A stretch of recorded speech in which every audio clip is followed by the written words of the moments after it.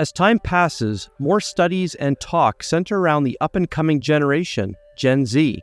The studies are fascinating because it is the one generation that has grown up purely as digital natives. This is arguably one of the most important generations of our time, as it will greatly influence our world and shape society like never before. Sean McDowell and J. Warner Wallace have had immense exposure to teaching and equipping teens to embracing the worldview of Christianity. Much of that is raising their own kids. This is probably why they have teamed up to share their knowledge with other pastors, parents, and leaders that are in a position to teach Generation Z. But if anyone is going to help young people understand Christianity, it makes sense first to see what Gen Z understand about the world around them. In their research, they have found that 34% believe lying is morally wrong. 28% believe science and the Bible are complementary in their teachings, and 33% believe gender is primarily based on a person's feelings. These are just a small sample of many findings they provide reported from Barna. So what strategies do both McDowell and Wallace provide? Well, one strategy they share is the 2 whys for every what.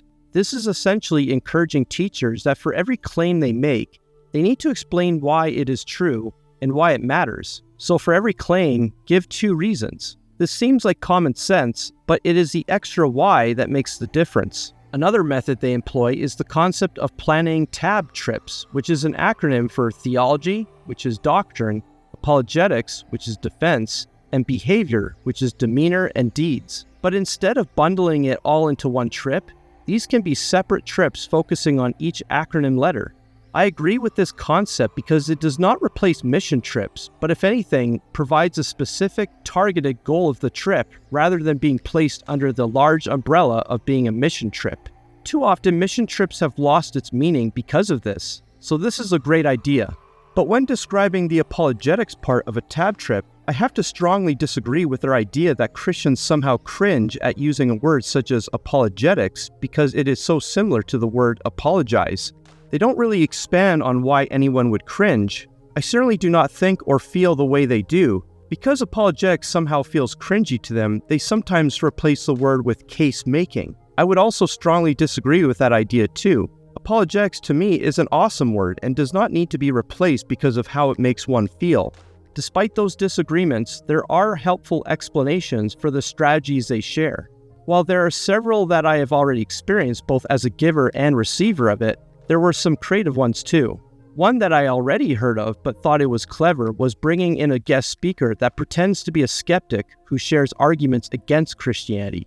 Of course, if you are going to go that route, make sure you represent the skeptic's arguments well. I would say that their most compelling strategy is to actually use the very same tools Gen Z uses on a frequent basis: media. Gen Z loves to embrace information as it is all they have ever been exposed to. So having sessions that analyze media from a Christian worldview creates many discussions and talking points. Overall, I was not too engaged in this book. Not so much because it was boring, but this really is a book meant for those in a position of teaching and consistently interacting with Gen Z teens. As weird as this sounds, their appendix and notes was actually the most engaging to me, as there was a ton of information and resources to help anyone, including myself, that may find themselves in a position to speak to anyone from the next generation. But if there is one message I believe both McDowell and Wallace want you to utilize for Gen Z, and really any generation, is that truth is best learned and sustained in relationship.